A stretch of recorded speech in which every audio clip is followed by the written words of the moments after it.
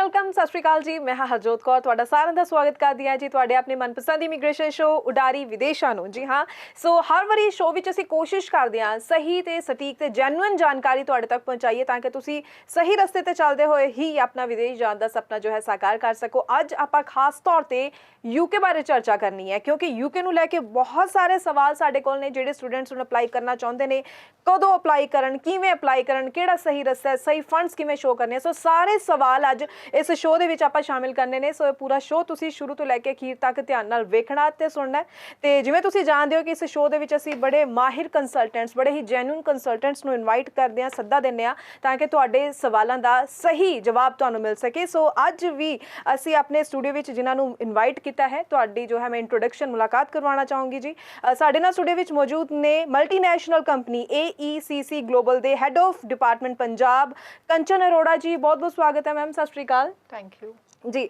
सब तो पहले तो अंदाजी है कि तुसी सारे वैसे जानते ही हो कि AECC जो ग्लोबल कंपनी है, मल्टीनैशनल कंपनी है, नाल ही वर्ल्ड वाइड 39 ऑफिसिस ने इन्हां दे, इंडिया दे विच 17 ऑफिस ने, अते अगर असीं कंट्रीज़ की गल करिए तो 14 कंट्रीज़ दे विच इन्हां दे ऑफिस है। पंजाब की गल कर लैंदे आ जी, जलंधर लुधियाना दे विच इन्हां दे ऑफिस है, ते चंडीगढ़ विच भी इन्हां दा ऑफिस है। सो सारे स्टूडेंट्स नूं सही गाइडेंस देंदे आ रहे ने कई सालों तो। ते अज आपां यूके बारे मैम गल करनी है क्योंकि असीं सारे देखते हैं कि नॉर्मली जिवें स्टूडेंट्स ने कैनेडा आस्ट्रेलिया वाल प्रेफरेंस रहिंदी है, पर अजकल जो है यूके वाल रुझान वधदा जा रहा है। यह इस बारे जानना चाहूँगी और उस तो बाद दर्शकों नूं, स्टूडेंट्स नूं एक खास सैमीनार बारे भी जानकारी देना जरूर चाहूँगी। पर सब तो पहले यही जानना चाहूँगी कि क्यों अजकल ज़्यादा यूके वाल भी रुझान वध रहा है।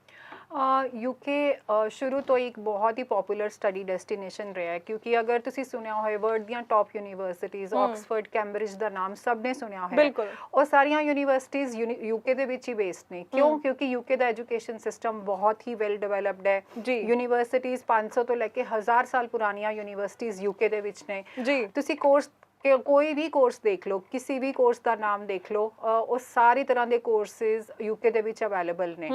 सो अनदर मेजर रीजन इज़ कि यूके इंडिया की तरह एक कॉमनवेल्थ कंट्री का पार्ट है। तो एजुकेशन सिस्टम इंडिया का यूके दे नाल बहुत बहुत सिमिलर है। स्टूडेंट्स को एडमिशन मिलन च कोई मुश्किल नहीं होंदी जी।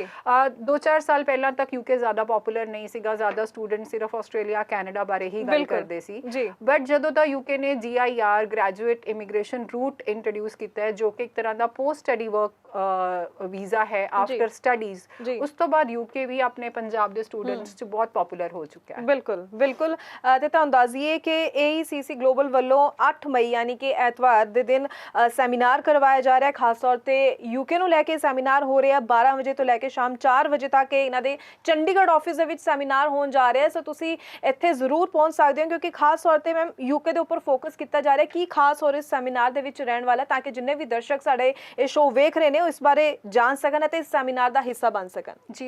डेफिनेटली देखो, सब तो वड्डी गल ये हैगी है कि AECC ग्लोबल मैं बड़ी प्राउडली हमेशा कहती हाँ कि असी पूरी तरह दे नाल एक एथिकल सर्विसेज ते काम करन वाले लोग हाँ। साडियां सारियां सर्विसेज ट्रांसपेरेंट हैं। तो असी टाइम टाइम ते बहुत सारी यूनीवर्सिटीज़ नूं अपने ऑफिस दे विच या बाहर इनवाइट करते हैं ताकि स्टूडेंट्स के नाल उन्हां दा एक डायरैक्ट इंटरैक्शन हो सके। सो ये वाला इवेंट भी इसी ते बेस्ड है कि असी यूके तो 15 के आस पास यूनीवर्सिटी साडे ऑफिस आ रही हैं संडे नूं 12 तो 4 बजे। स्टूडेंट्स नूं असी इनवाइट कर रहे हैं अपने डॉक्यूमेंट्स लैके आन, अपना प्रोफाइल असैस करान साडे काउंसलर्स तो ते नाल ही यूनीवर्सिटीज़ नूं मिल के ऑन द स्पॉट अप्लाई कर सकते हैं। और सब तो वड्डी गल है कि साडे कोई चार्जिस नहीं है, ना अप्लाई करन तो पहला, ना वीज़ा आन तो बाद या पहला किसी भी तरीके दे कोई भी चार्ज नहीं है। ठीक है। ते स्टूडेंट्स क्योंकि उन्हां यूनीवर्सिटीज़ नूं अप्लाई करनगे जिन्हां दे नाल साडा डायरैक्ट कॉन्टैक्ट है, तो स्टूडेंट्स नूं एप्लीकेशन फीस वेवर भी मिल जाता है। सो नॉट ओनली दैट असी स्टूडेंट नूं फाइनैंशियल्स ते गाइड करदे हां, वीज़ा दे लई सारा कुछ गाइड करदे हां, स्कॉलरशिप्स ते गाइडेंस दिंदे हां क्योंकि यूके दी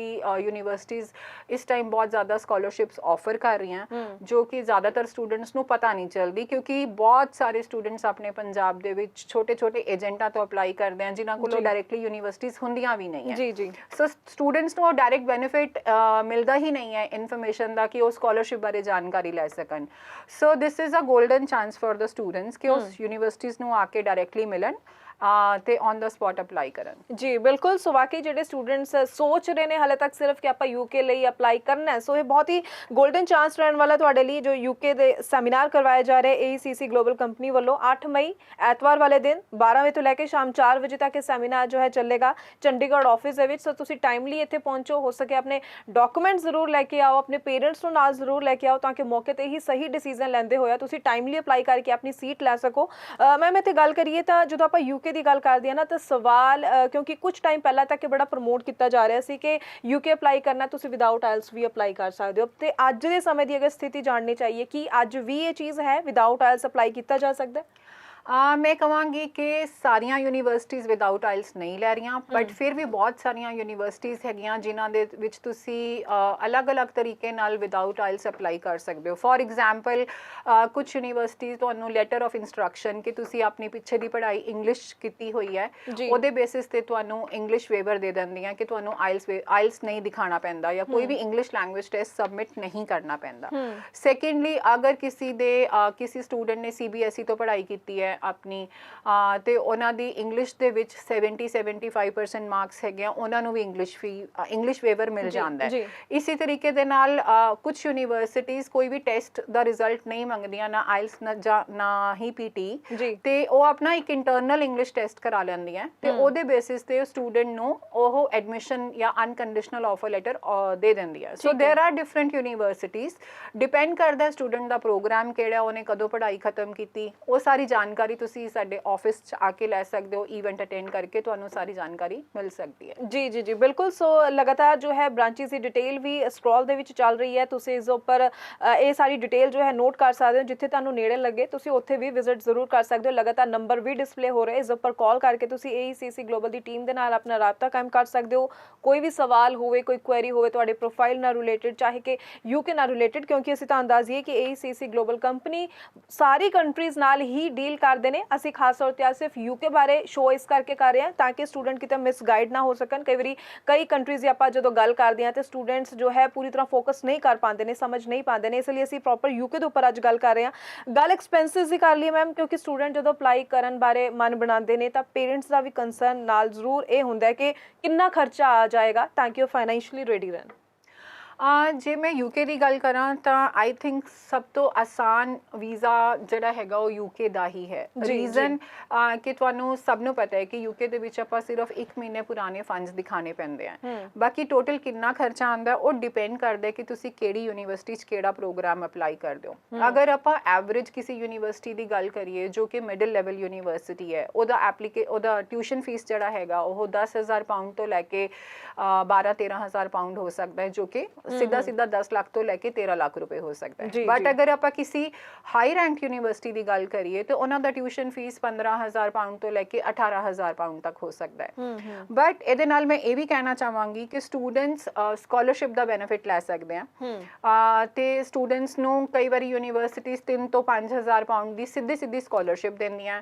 ਫਿਰ ਇਸ ਤੋਂ ਇਲਾਵਾ ਉਹ ਅਰਲੀ ਬਰਡ ਡਿਸਕਾਊਂਟ ਵੀ ਦਿੰਦੀਆਂ ਕਿ ਸਟੂਡੈਂਟ ਅਗਰ ਕੋਈ ਆਪਣੀ ਫੀਸ ਜਲਦੀ ਡਿਪੋਜ਼ਿਟ ਕਰਾ ਦੇਗਾ ਇੱਕ ਪਾਰਟਿਕੂਲਰ ਡੈਡਲਾਈਨ ਤੱਕ ਤਾਂ ਉਹਨਾਂ ਨੂੰ ਹੋਰ ਐਡੀਸ਼ਨਲ ਡਿਸਕਾਊਂਟ ਮਿਲ ਜਾਂਦਾ ਹੈ। ਠੀਕ ਹੈ। ਸੋ ਅਗਰ ਆਪਾਂ ਓਵਰਆਲ ਗੱਲ ਕਰੀਏ ਤਾਂ ਸਟੂਡੈਂਟ ਨੂੰ ਆਫਰ ਲੈਟਰ ਆਉਣ ਤੋਂ ਬਾਅਦ ਇੱਕ ਮਿਨੀਮਮ ਡਿਪੋਜ਼ਿਟ ਪੇ ਕਰਨਾ ਪੈਂਦਾ ਹੈ। ਕੁਝ ਯੂਨੀਵਰਸਿਟੀ ਸਿਰਫ 2 ਤੋਂ 4 ਲੱਖ ਰੁਪਏ ਲੈ ਕੇ ਸਟੂਡੈਂਟ ਨੂੰ ਕੈਸ਼ ਇਸ਼ੂ ਕਰ ਦਿੰਦੇ ਆ ਤੇ ਬਾਕੀ ਦੇ ਉਹਨਾਂ ਨੂੰ ਫੰਡਸ ਸ਼ੋ ਕਰਨੇ ਪੈਂਦੇ ਆ। ਸੋ ਇਟ ਡਿਪੈਂਡ ਕਰਦਾ ਕਿਹੜੀ ਯੂਨੀਵਰਸਿਟੀ 'ਚ ਅਪਲਾਈ ਕਰ ਸਕਦੇ ਹੋ। ਵੀਜ਼ਾ ਪ੍ਰੋਸੈਸ ਬਹੁਤ ਈਜ਼ੀ ਹੈ, ਸਿਰਫ 28 ਦਿਨ ਪੁਰਾਣੇ ਫੰਡਸ ਦਿਖਾਣੇ ਹੁੰਦੇ ਆ। ਐਜੂਕੇਸ਼ਨ ਲੋਨ ਲੈ ਸਕਦੇ ਹੋ, ਤਾਂ ਪੈਕੇਜ ਬਾਰੇ ਸੋਚਣ ਦੀ ਕੋਈ ਲੋੜ ਨਹੀਂ ਹੈ ਸਟੂਡੈਂਟ ਨੂੰ, ਬਿਕੋਜ਼ ਇਹ ਸਭ ਚੀਜ਼ਾਂ ਮੈਨੇਜ ਕਰਨੀਆਂ ਹਰ ਕਿਸੇ ਲਈ ਬਹੁਤ ਪੋਸੀਬਲ ਹੈ। ਸਟੂਡੈਂਟਸ ਨੂੰ ਇਹ ਹਾਈਪ ਕ੍ਰੀਏਟ ਕੀਤਾ ਜਾਂਦਾ ਹੈ ਕਿ ਬਹੁਤ ਮੁਸ਼ਕਿਲ ਹੈ, ਬਟ ਐਕਚੁਅਲ 'ਚ ਬਹੁਤ ਈਜ਼ੀ ਹੈ ਔਰ ਪੋਸੀਬਲ ਹੈ, ਕਿਉਂਕਿ ਉਹ ਹਾਈਪ ਇਸ ਲਈ ਕ੍ਰੀਏਟ ਕੀਤਾ ਜਾਂਦਾ ਹੈ। ਜਿਹੜੇ ਕੁਝ ਏਜੰਟਸ ਹੁੰਦੇ ਆ ਉਹਨਾਂ ਦੇ ਇੱਕ ਆਪਣੇ ਬੈਨੀਫਿਟ ਹੁੰਦੇ ਆ ਕਿ ਉਹ ਸਟੂਡੈਂਟ ਸਪੋਜ਼ ਕਿਸੇ ਯੂਨੀਵਰਸਿਟੀ ਦਾ ਇਨੀਸ਼ੀਅਲ ਫੀਸ ਜਾਂ ਇੱਕ ਸਮੈਸਟਰ ਦਾ ਫੀਸ 5 ਜਾਂ 6 ਲੱਖ ਰੁਪਏ ਹੈ, ਬਟ ਉਹ ਸਟੂਡੈਂਟ ਨਾਲ ਪੈਕੇਜ ਫਿਕਸ ਕਰਦੇ ਆ 12 ਤੋਂ 15 ਲੱਖ ਰੁਪਏ। ਸੋ they are paying only one semester fees which maybe is only 6 lakh rupees, 6 lakh रुपए ਦੇ ਆਸ-ਪਾਸ ਪੇ ਕਰਕੇ ਬਾਕੀ ਸਾਰਾ ਕੁਝ ਏਜੰਟ ਆਪਣੇ ਕੋਲ ਰੱਖ ਰਿਹਾ ਹੈ। ਜੀ। So I don't suggest this. Ways possible ਹੈਗੇ ਆ, ਰਸਤੇ ਪੋਸੀਬਲ ਹੈਗੇ ਆ, ਜੇ ਤੁਸੀਂ ਸਹੀ ਜਾਣਕਾਰੀ ਲਓਗੇ ਬਿਲਕੁਲ ਤਾਂ ਤੁਸੀਂ ਬੜੀ ਈਜ਼ੀਲੀ ਬਿਨਾ ਕੋਈ ਐਕਸਟਰਾ ਪੈਸਾ ਸਪੈਂਡ ਕਰੇ ਯੂਕੇ ਦੇ ਲਈ ਵੀਜ਼ਾ ਅਪਲਾਈ ਕਰ ਸਕਦੇ ਹੋ। ਜੀ ਬਿਲਕੁਲ। ਆਪਾਂ ਜਦੋਂ ਹੁਣ ਦੂਸਰੀ ਕੰਟਰੀਜ਼ ਦੀ ਗੱਲ ਕਰੀਏ, ਕੈਨੇਡਾ, ਆਸਟ੍ਰੇਲੀਆ, ਉਹਨਾਂ ਦਾ ਅੱਜਕੱਲ ਅਸੀਂ ਦੇਖ ਰਹੇ ਹਾਂ ਪ੍ਰੋਸੈਸਿੰਗ ਟਾਈਮ ਬਹੁਤ ਜ਼ਿਆਦਾ ਚੱਲ ਰਿਹਾ, ਰਿਜ਼ਲਟ ਡਿਲੇ ਵੀ ਚੱਲ ਰਹੇ ਨੇ, ਪਰ ਜੇ ਆਪਾਂ ਜਿੱਥੇ ਯੂਕੇ ਦੀ ਗੱਲ ਕਰ ਰਹੇ ਹਾਂ ਤਾਂ ਕਿੰਨਾ ਕੁ ਪ੍ਰੋਸੈਸਿੰਗ ਟਾਈਮ ਆਪਾਂ ਮੰਨ ਕੇ ਚੱਲੀਏ ਜੇ ਸਟੱਡੀ ਵੀਜ਼ਾ ਲਈ ਅਪਲਾਈ ਕੀਤਾ ਜਾ ਰਿਹਾ ਹੁਣ? ਉਹੀ ਕਿ ਯੂਕੇ ਦਾ ਮੈਂ ਉਹੀ ਕਹਿ ਰਹੀ ਹਾਂ ਕਿ ਸਾਰੀਆਂ ਚੀਜ਼ਾਂ ਬਹੁਤ ਆਸਾਨ ਹੈ। ਤੁਸੀਂ ਅਗਰ ਮੈਂ ਸ਼ੁਰੂ ਤੋਂ ਪ੍ਰੋਸੈਸ ਦੀ ਗੱਲ ਕਰਾਂ, ਫੋਰ ਐਗਜ਼ਾਮਪਲ ਜਦੋਂ ਅਸੀਂ ਸਭ ਤੋਂ ਪਹਿਲਾ ਸਟੈਪ ਹੈ ਅਪਲਾਈ ਕਰਨਾ, ਆਫਰ ਲੈਟਰ ਅਪਲਾਈ ਕਰਨਾ। ਆਫਰ ਲੈਟਰ ਬਹੁਤ ਸਾਰੀਆਂ ਯੂਨੀਵਰਸਿਟੀ ਸਿਰਫ 1 ਹਫ਼ਤੇ 'ਚ ਵੀ ਦੇ ਰਹੀਆਂ, ਬਟ ਮੈਕਸਿਮਮ ਯੂਨੀਵਰਸਿਟੀਜ਼ 3 ਤੋਂ 4 ਹਫ਼ਤੇ ਦਾ ਟਾਈਮ ਲੈ ਰਹੀਆਂ। ਉਸ ਤੋਂ ਬਾਅਦ ਕੁਝ ਯੂਨੀਵਰਸਿਟੀਜ਼ ਤੁਹਾਡਾ ਇੰਟਰਵਿਊ ਲੈਂਦੀਆਂ, ਕੁਝ ਨਹੀਂ ਲੈਂਦੀਆਂ, ਉਹ ਸਾਰਾ ਕੁਝ ਅਸੀਂ ਤੁਹਾਨੂੰ ਗਾਈਡ ਕਰ ਸਕਦੇ ਹਾਂ। ਇੰਟਰਵਿਊ ਤੋਂ ਬਾਅਦ ਤੁਸੀਂ ਆਪਣਾ ਮਿਨੀਮਮ ਡਿਪੋਜ਼ਿਟ ਪੇ ਕਰਨਾ ਹੈ, ਆਪਣੇ ਫੰਡਸ ਅਸੈਸ ਕਰਾਣੇ ਹੈ ਤੇ ਵੀਜ਼ਾ ਫਾਈਲ ਲਗਾਣੀ ਹੈ। ਸੋ ਵੀਜ਼ਾ ਫਾਈਲ ਲਗਾਉਣ ਤੋਂ ਬਾਅਦ high commission is taking almost 2 weeks, 2 ਹਫ਼ਤੇ ਦੇ ਵਿੱਚ ਵੀਜ਼ਾ ਆ ਰਿਹਾ ਹੈ ਅੱਜ ਦੀ ਡੇਟ ਦੇ ਵਿੱਚ। ਸੋ ਜਿਵੇਂ ਜਿਵੇਂ ਹੁਣ ਬਿਕਾਜ਼ ਅਗਰ ਆਪਾਂ ਗੱਲ ਕਰੀਏ ਨੈਕਸਟ ਇਨਟੇਕ ਯੂਕੇ ਦਾ ਹੈਗਾ ਸੈਪਟੈਂਬਰ ਇਨਟੇਕ, ਜੀ ਤਾਂ ਇਹ ਸਟੂਡੈਂਟ ਲਈ ਬਿਲਕੁਲ ਰਾਈਟ ਟਾਈਮ ਹੈ ਜਿਨ੍ਹਾਂ ਨੇ ਹੁਣ ਤੱਕ ਵੀ ਅਪਲਾਈ ਨਹੀਂ ਕੀਤਾ, ਤਾਂ ਕਿ ਉਹ ਜਲਦੀ ਤੋਂ ਜਲਦੀ ਅਪਲਾਈ ਕਰਨ, ਕਿਉਂਕਿ ਜਿੱਦਾਂ ਜਿੱਦਾਂ ਇਨਟੇਕ ਤੁਹਾਨੂੰ ਪਤਾ ਹੈ ਕਿ ਨੇੜੇ ਆਉਂਦਾ ਹੈ